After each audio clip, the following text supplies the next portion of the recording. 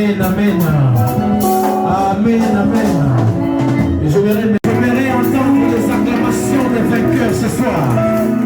C'est ton jour de gloire aujourd'hui.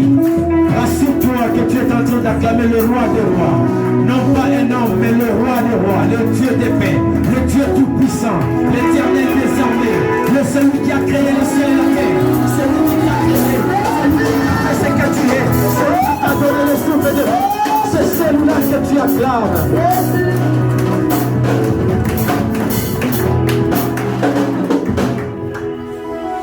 Amen, amen. Tel que mon frère est là, je lui impose de s'agenouiller. Tu vas s'agenouiller. Tel qu'il est là, je lui impose de s'allonger par terre. Il s'agenouille, il s'endort. Pourquoi? Parce que j'ai l'autorité sur lui. C'est ça la puissance. Une autre version me dit ceci. C'est le pouvoir de faire quelque chose. C'est ça la puissance. C'est-à-dire, lorsque j'ai cette bouteille ici, la puissance c'est aussi, je peux écraser cette bouteille. C'est-à-dire, si j'exerce la force, la bouteille s'écrase. La puissance, c'est aussi le pouvoir de faire quelque chose. C'est-à-dire, tu peux appeler en existence ce qui n'existe pas. Quelqu'un de fois allait dire déjà Amen. C'est le pouvoir de faire quelque chose. Si tu as besoin d'argent, si tu as besoin d'enfants, tu peux avoir des enfants. Si tu as besoin d'élévation, alors la puissance. Lorsque tu pries, tu as la force. Comment que ta force, Dieu te visite, Dieu te remplit. Résister au diable, et il fuira loin de toi. Mais l'importance maintenant, c'est ce que la prière peut te ramener dans ta vie. C'est que la prière peut te donner maintenant. C'est que la prière peut t'employer. Beaucoup de gens se disent, je prie, mais pourquoi? Aujourd'hui, tu vas prier pour chasser les démons. Aujourd'hui, tu vas prier pour avoir l'élévation. Aujourd'hui, tu vas prier pour avoir la puissance. Aujourd'hui, tu vas prier pour avoir le pouvoir de marcher sur les scorpions, sur les serpents. C'est ça l'importance. Les bénéfices de la prière. Il y a des gens qui ont prié et ils ont récolté. Je toujours dis, la prière, c'est comme si c'est un champ. Comme si tu es en train de cultiver. Et un champ, lorsque tu viens, tu poses là-bas le maïs. Continue à arroser. Continue à arroser. Continue à arroser. Mets de l'engrais. Mets ce qu'il y a à mettre. Et au moment de la récolte, tu vas oublier tous les sacrifices que tu as mis. C'est ça la prière. Qu'est-ce que la prière alors? Hier déjà, le pasteur Amos avait déjà défini la prière. La prière en soi, c'est une conversation. C'est un dialogue entre le Créateur et sa créature. Entre l'homme et Dieu. C'est pourquoi, lorsque tu pries, comporte-toi comme quelqu'un qui se trouve face à une autorité quelconque. Lorsque tu causes avec Félix, même si on t'écrit un message important, même si on t'appelle pour un boulot, tu ne vas pas répondre. Qu'est-ce que vous accordez comme importance à la prière? Lorsque tu es en pleine prière, qu'est-ce que tu as comme habitude? Qu'est-ce que tu as comme attitude devant ton Dieu, devant ton Créateur? Qu'est-ce que tu fais comme habitude?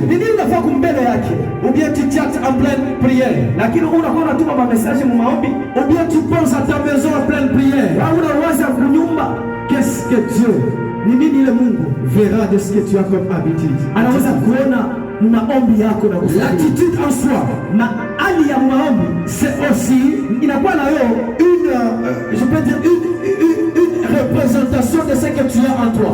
Donc inakuwa ni kionyesho kitu fulani kile ndani yako. Tu peux dire à une personne, unaweza kumwambia mtu mmoja, prie pour ton problème, omba mambo yako, pour ce qui te dérange, omba lile unakwenda. Si vois quelqu'un il est différent, mtu wake ashina tatu, tu te dis bon, en soi il n'a pas de problème. Et Dieu se dit il n'a pas de problème. Mungu anamwangalia sasa, je vais faire rien, mimi sitamfanyia kitu, je vais y arriver, mimi nitafika pale. Avant de définir les derniers termes, je vais donner maintenant mon sous-thème d'aujourd'hui. Mon sous-thème, c'est tout simplement la prière fervente du juste. Maombi ya mwenye haki. Maombi ya les ailes, ya bidii, voilà. Maombi ya bidii ya mwenye haki. On va lire rapidement. Dans Jacques 5, 16 à 18. Jacques 5, 16 à 18, je peux lire au nom de Jésus. La Bible dit: confessez donc vos péchés les uns aux autres, et priez les uns pour les autres, afin que vous soyez guéris. La prière fervente du juste a une grande efficacité. Élie était un homme de la même nature que nous. Il pria avec intense pour qu'il ne pleuve point, et il ne tomba point de pluie sur la terre pendant 3 ans et 6 mois. Puis il pria de nouveau, et le ciel donna la pluie, et la terre produisit son fruit. Amen. Amen. Je lis encore rapidement un roi. 17,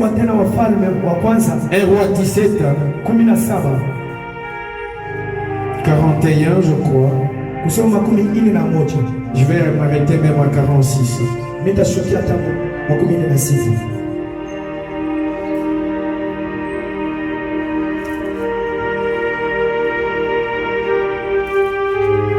Je crois que j'y suis.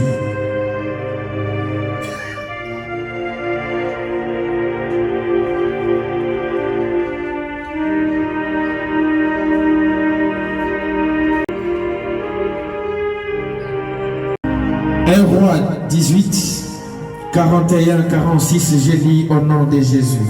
Amen. Et Élie dit à Akab,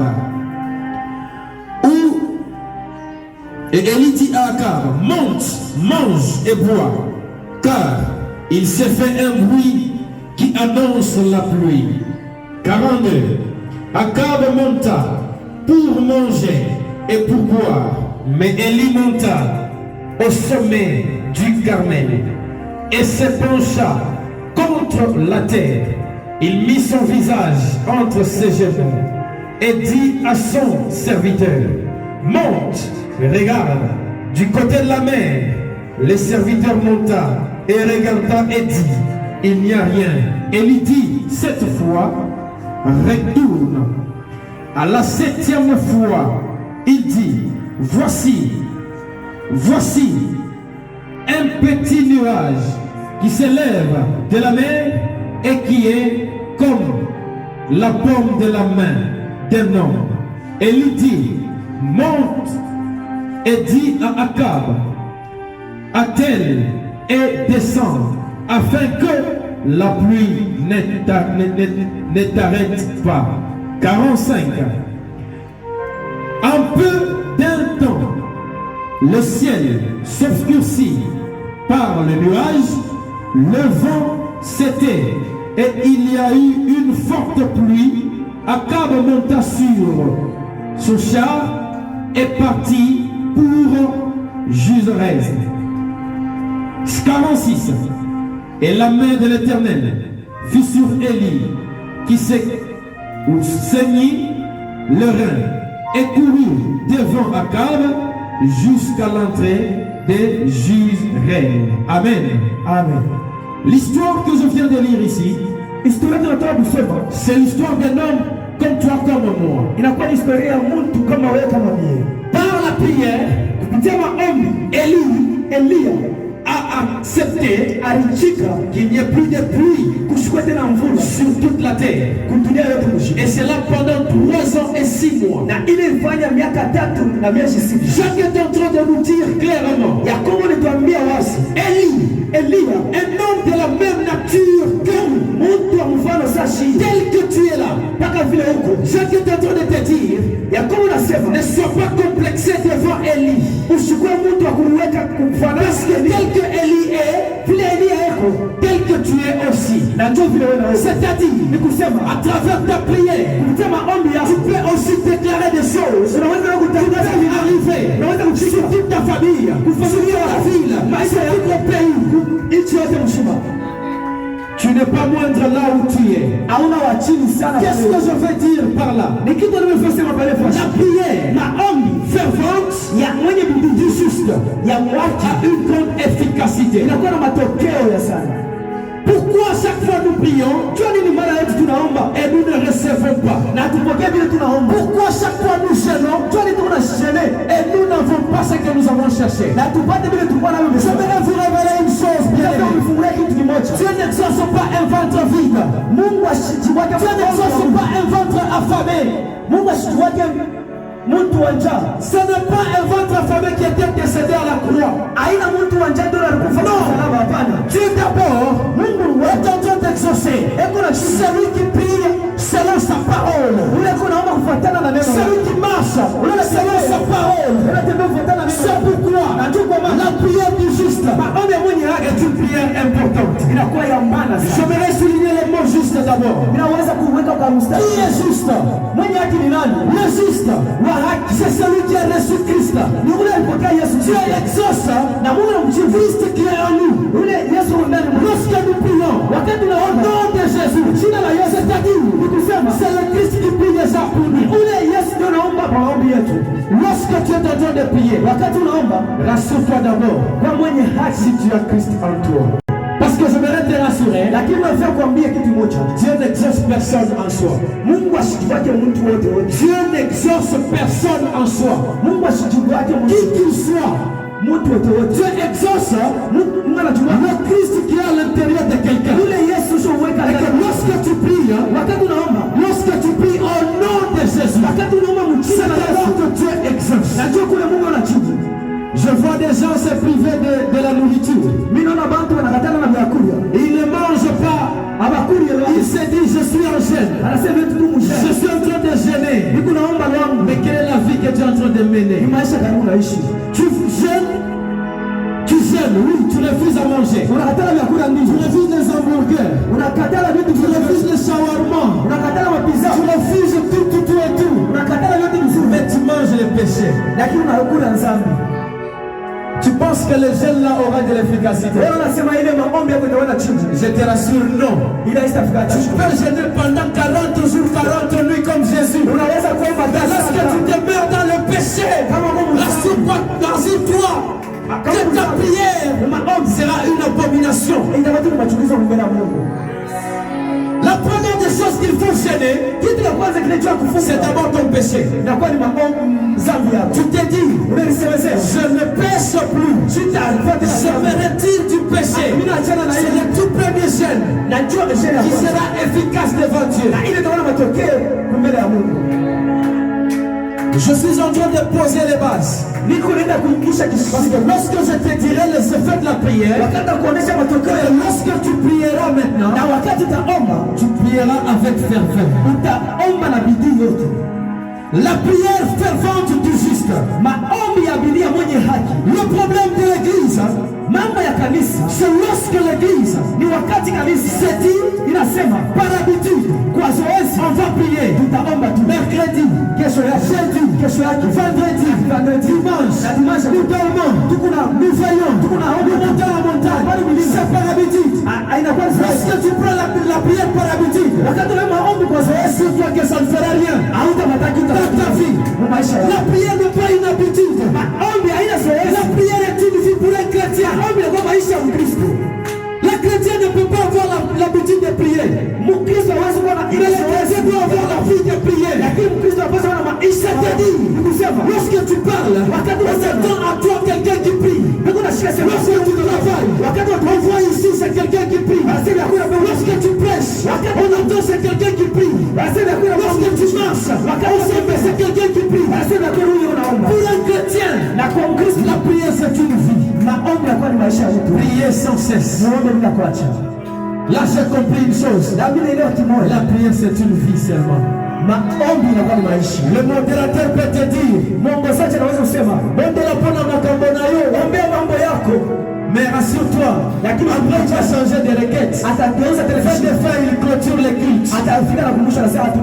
Là, ne crois pas que c'est ça la prière. La prière c'est ça que tu vas mener après maintenant. Après le culte maintenant, c'est que tu vas ruminer en toi, c'est que tu vas régir en toi. Le juste, c'est celui qui a Christ en lui. Christ nous a justifiés. Lorsque tu vas marcher maintenant, tu vas ruminer la justice. Tu vas démontrer la justice, les œuvres de la justice.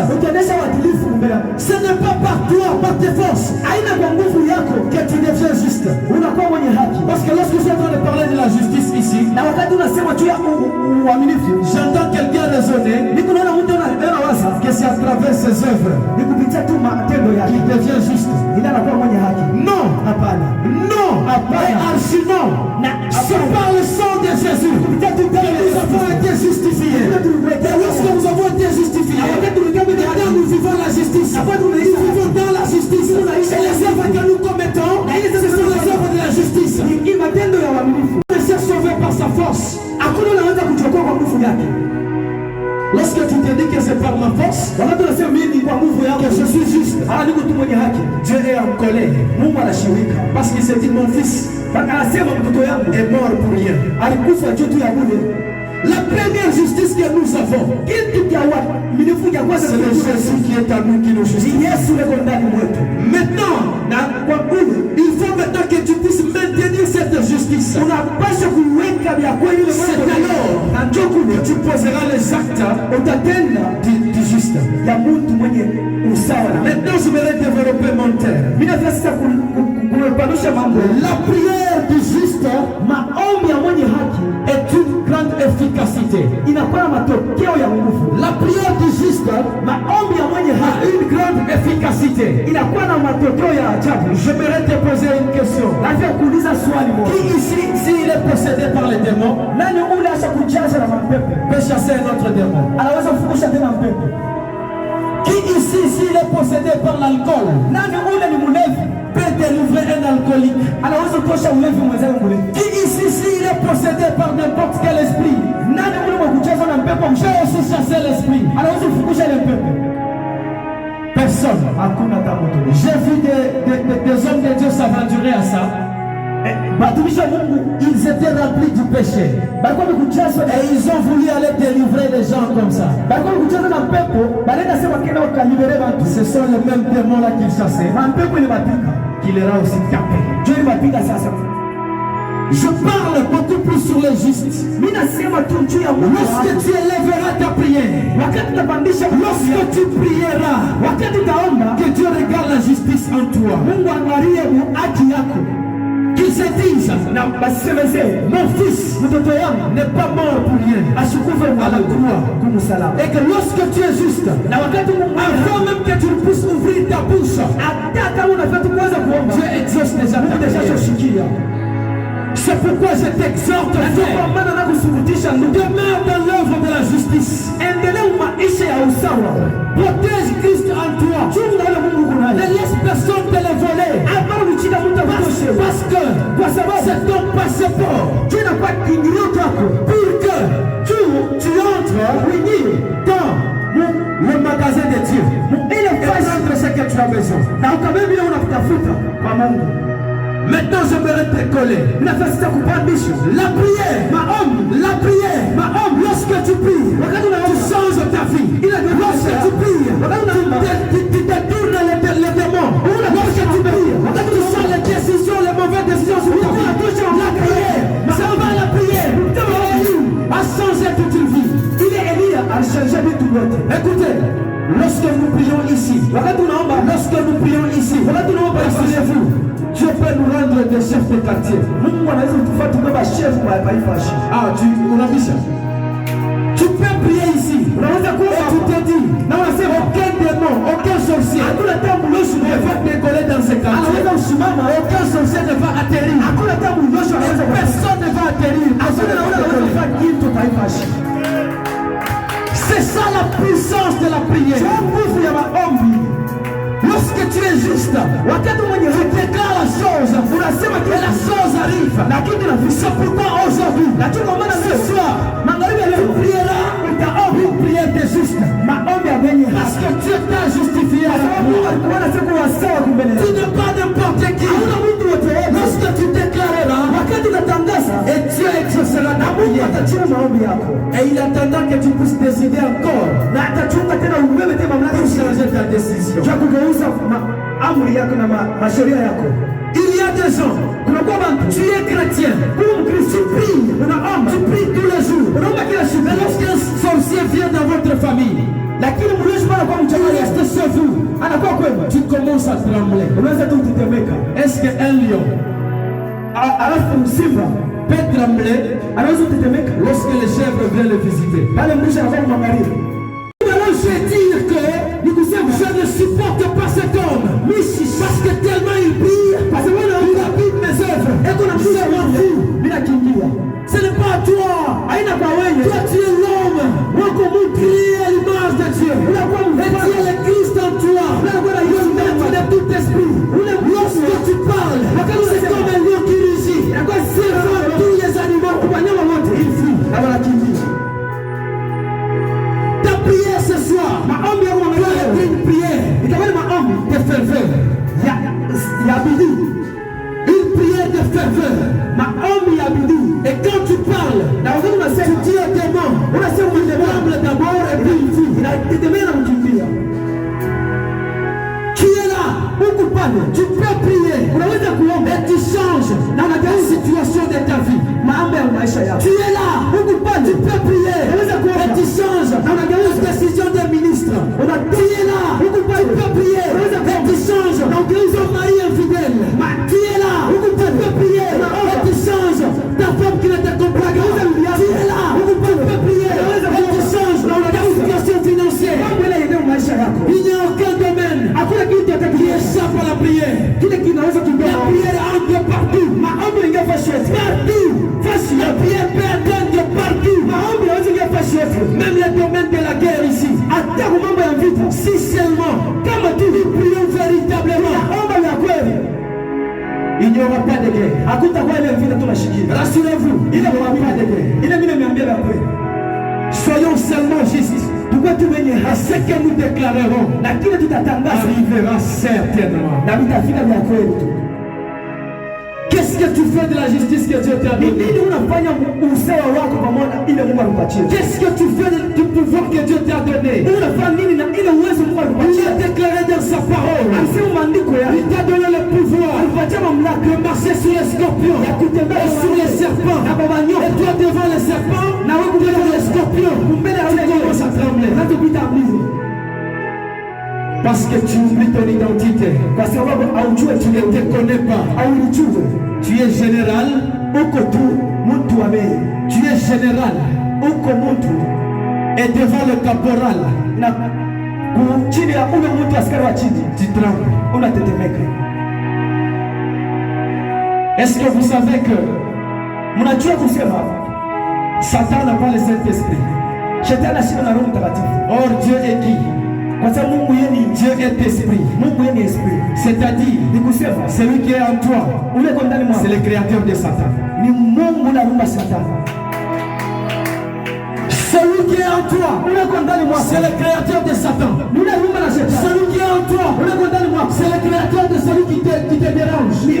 C'est pourquoi la Bible est en train de dire, celui qui est en toi est plus fort que celui qui est dans ce monde. Alors on ne tremble pas. Parce que lorsque tu pries, tu as salut, tu réveilles salut, tu as créé l'humanité tout entière. Qu'est-ce que tu cherches dans tes prières?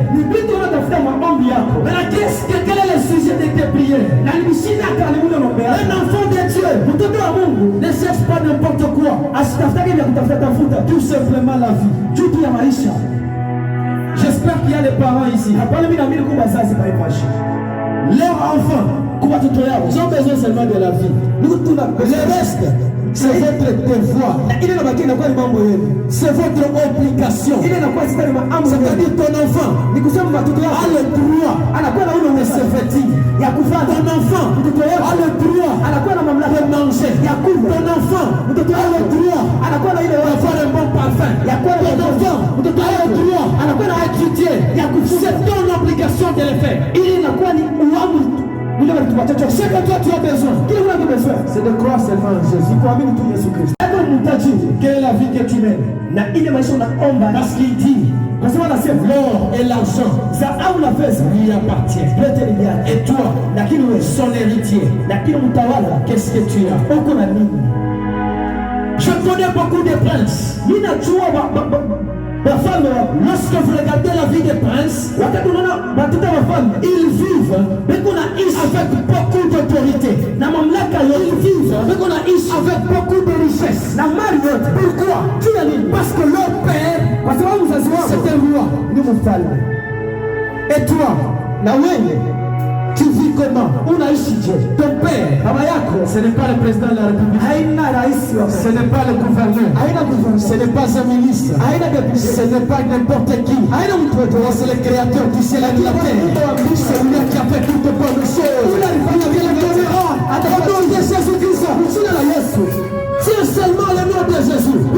Lorsque tu es en train de prier, rappelle-toi, tu es le fils de Dieu. Regardez une chose qui s'est passée entre Goliath et David. Regardez Goliath. Un homme formé, bien armé, bien blindé, avec lance, avec des antiballes, tout ce qu'il y a pour la guerre. Il est là pour vous protéger. Mais il ne se connaissait pas. David, un homme sans expérience, il savait que doit se mettre le troupeau, protéger le troupeau. Mais parce que il avait le nom de l'Éternel, parce que il avait le Tout-Puissant, parce que il avait le Roi des Rois, parce que il avait le Dieu capable, il s'est dit, toi, aujourd'hui, tu tomberas. Il n'avait que la lance-pierre. Mumpanda. On est tourné pour Est avec le M23. Dans Mumpanda. On a le Taftiani. C'est pourquoi vous allez voir même le grand frère de David. En train de lui dire, je connais ta malice.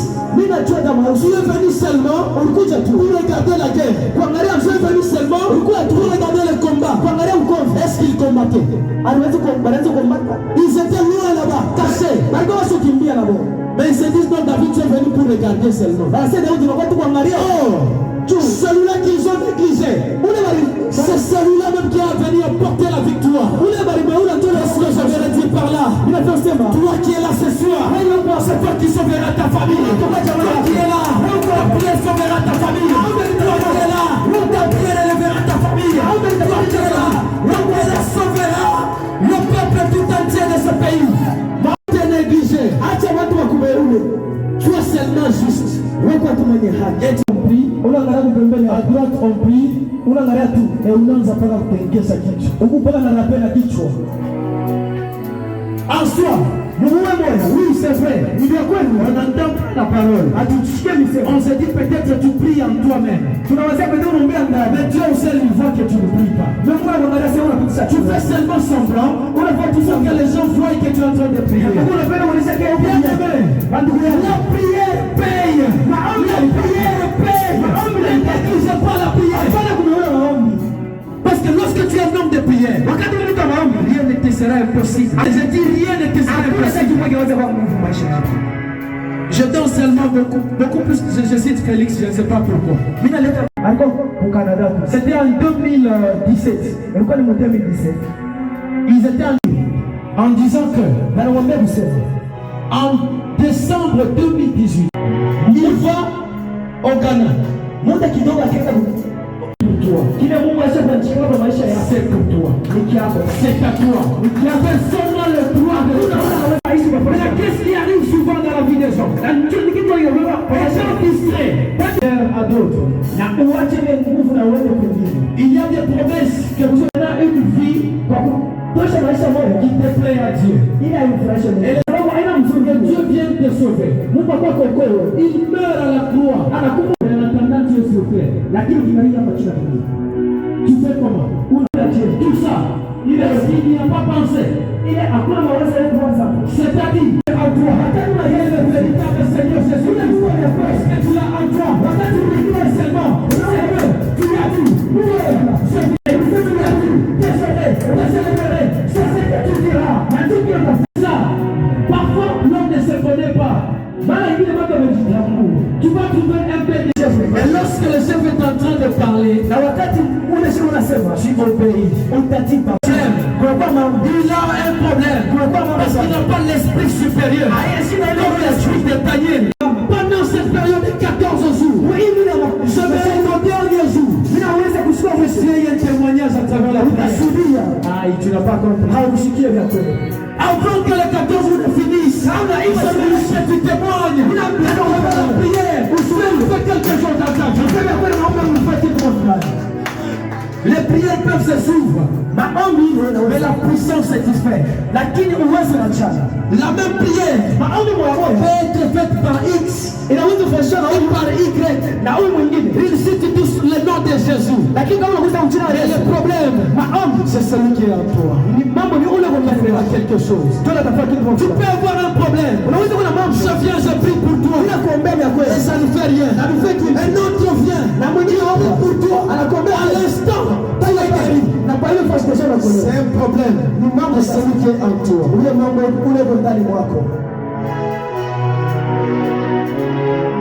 Aujourd'hui, je suis en train de t'amener à prier avec puissance et avoir de l'importance de la prière. L'importance de la prière, je l'ai dit, c'est l'intérêt. Maintenant, écoutez l'intérêt. Lorsque Ézéchias a été prophétisé par Isaïe, on lui dit, prépare ta maison, car tu vas mourir. La maladie que tu as t'amène à la mort. Ézéchias s'est dit, prophète, nenda zako, shina mambo na wewe, ninayua secret ya kuvunja. Ézéchias s'est tourné face contre le mur. Il commence à prier. Il commence à ruminer. La prière du juste. Il dit, Seigneur, souviens-toi que j'ai passé devant toi. Souviens-toi que j'ai fait ceci. Souviens-toi que j'ai construit ton église. Et Dieu, l'Éternel, a touché le même prophète pour revenir vers Ézéchias et lui dit, cette fois-ci, il ne mourra pas. J'ajoute 15 ans. 15 ans sur ta vie. Je protège ta famille. Je protège la vie. À cause de qui? D'une seule personne. C'est pourquoi la prière de ce soir, ce n'est pas seulement pour toi-même. C'est pour tous celui que tu as resté à la maison. Tout celui que tu as laissé à la maison. Tout celui qui fait partie de ta famille. Tout celui qui fait partie de cette église. Tout celui qui fait partie de ce quartier. Tout celui qui fait partie de cette ville. Sera bénéficié de ta prière. Ta prière a une grande efficacité. Lorsque tu pries, tu peux remplir l'église. Lorsque tu pries, tu peux te donner des dons de miracles. Lorsque tu pries, tu peux transformer ce qui t'a beaucoup trop dérangé. C'est par la prière. On rencontre Dieu où? Dans la prière. C'est là que tu vas rencontrer Dieu. Tu ne veux pas rencontrer Dieu partout. C'est dans la prière que tu as des révélations. C'est dans la prière que Dieu te parle. C'est dans la prière que Dieu te dit fais ça, fais ceci, fais cela. C'est ça l'importance de la prière. Toi tu pries chaque jour. Qu'est-ce que tu as? Et pose-toi maintenant cette question. Qu'est-ce que je gagne souvent lorsque je prie?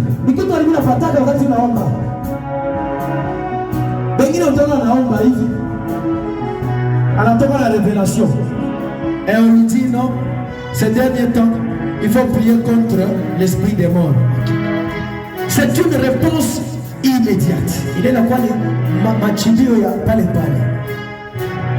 Il y a aussi des prières qui demandent le temps de Dieu.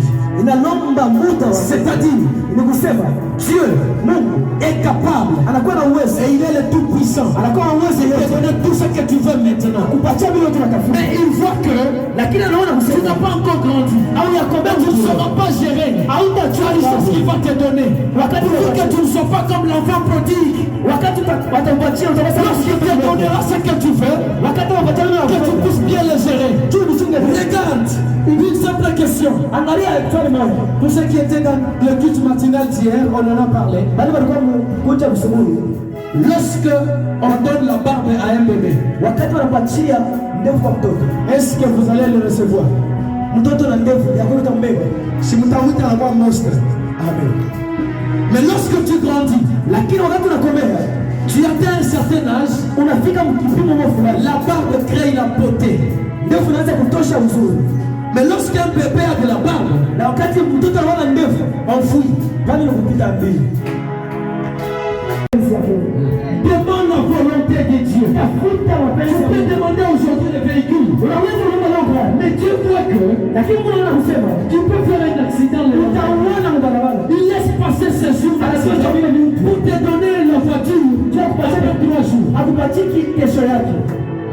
Lorsque tu pries aujourd'hui, tu en as aujourd'hui. Lorsque tu pries aujourd'hui, tu as dans 7 jours. Lorsque tu pries aujourd'hui, tu as dans 3 ans. C'est lui seul le maître de temps et des circonstances. Chacun a le fuseau horaire devant Dieu. C'est-à-dire nous pouvons prier tous aujourd'hui. Dieu commence par me bénir moi. Dieu me bénit dans 3 jours. Ne veut pas dire que ta prière n'a pas été exaucée. Ta prière dans le trône de Dieu. Mais seulement que nous n'avons pas le même fuseau horaire devant Dieu. Peut-être que moi, Dieu m'a dit qu'à partir de 16 ans, je dois déjà être un ministre.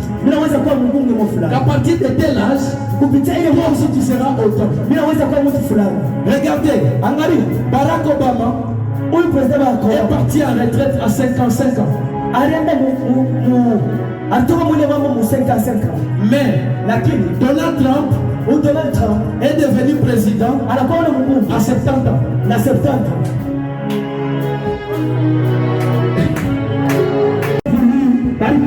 C'est sauvé d'abord par leur propre expérience.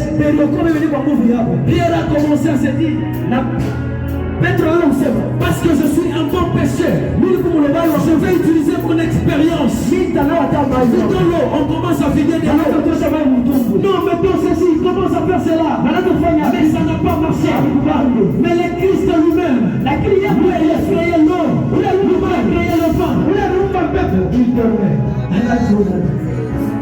Et quand on l'a réveillé, il s'est fâché. Il les a grondés. Homme de peu de foi. Vous m'avez réveillé. Vous m'avez dit, Seigneur, voilà, ne t'inquiète pas. Que nous allons mourir. Qui t'a dit que tu mourras? Qui t'a dit que la souffrance que tu as, ça te fera à la mort? Qui t'a dit que ce que tu as, non, encore. Et Jésus les a grondés. Et puis il a menacé le vent. Je me récitais. L'attitude que tu as en prière, ça détermine ta ferveur. Ça détermine même la foi que tu connectes à ta prière. Que tu pries sans foi. Ta prière ressemblera au groupe qui est en train de répondre. Lorsque tu pries sans foi, ta prière peut ressembler au synthé. Oui, vous entendez le son. Mais qu'est-ce qu'ils disent? Rien. Mais lorsque tu as la foi, devant Dieu, tu pousses Dieu à agir. Je connais quelqu'un, ça c'est un témoignage. Il n'avait que $250. Et ce qu'il faisait, il économisait pour payer sa voiture. Parce que c'est un homme de Dieu. Et il s'est dit, ce n'est pas bien à tout moment, on m'appelle, je veux à pied. Et il commence à économiser. Et un pasteur dit, de la chair. Qui a $250, il vient donner à Dieu. À quoi l'être? Écoutez, la Bible est en train de dire, mettez-moi à l'épreuve et vous verrez si je ne veux pas agir. Dans ta prière, fais la prière avec la foi. Fais la prière avec la foi. Quelqu'un qui obtiendra ce qu'il est en train de chercher. Parce que j'ai beaucoup de choses à dire. J'aimerais te dire, ne t'absente pas. C'est 14 jours. Il y a beaucoup de choses à te dire. Pour ce soir, Dieu vous bénisse.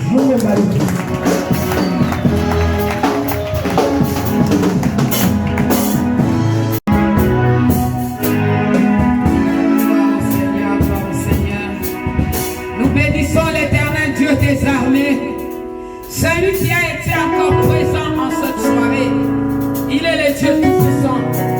Je pense que nous avons été richement bénis. Alléluia. Avec notre thème, l'importance et la puissance de la prière. L'importance et la puissance de la prière dans la vie d'un chrétien. Je ne veux pas revenir sur ce que le prédicateur nous a dit, mais je veux vous demander seulement de vous mettre debout et faites une déclaration. Là, il vient de